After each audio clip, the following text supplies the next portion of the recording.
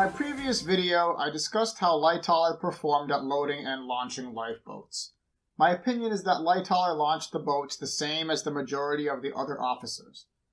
In this video, I will discuss some of the reasons why Lightoller and others didn't load the lifeboats to capacity. It is obvious that none of the officers really knew what the capacity of the lifeboats were, which Lightoller admitted in his book. Why they didn't know this, I have no idea, because it seems like something important.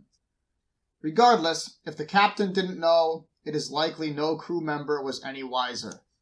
The regular lifeboats of Titanic were 30 feet long and weighed thousands of pounds, even empty.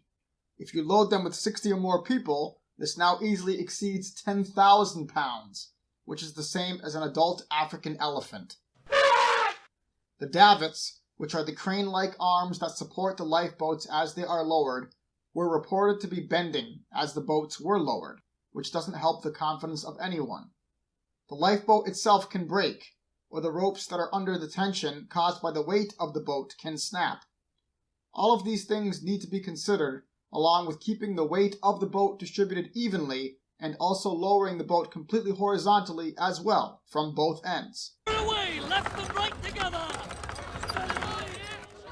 Both sides together! Steady! Steady! Steady! Stop! Hold the left side! Right side only! Right side only! Hold the left side! Right side now! Hold away together! Steady, lads! So let's talk about the passengers' willingness to abandon ship. Well, in the first place, the vast majority of people, including the crew, had no idea it would sink. It's also about 35 degrees out on the boat deck, where the lifeboats are, while the interior of the ship is a minimum of 65 degrees.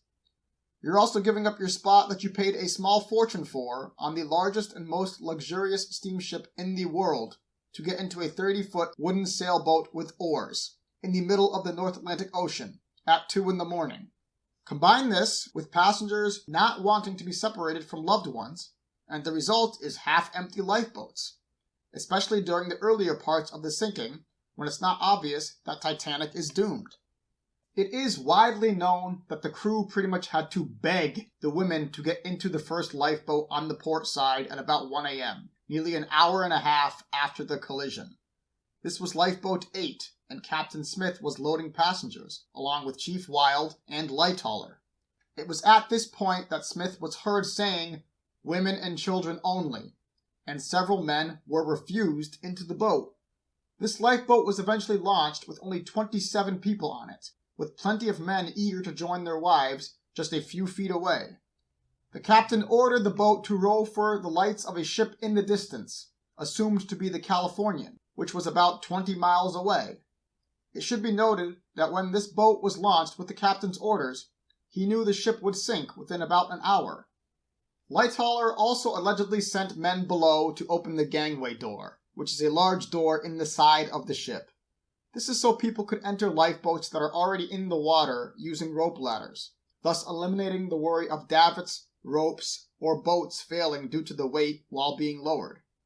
It would likely also be more comfortable for people since the lifeboats being launched from the boat deck were about 60 feet above the ocean, which if you look outside in your backyard is about the average height of a fully grown oak or maple tree.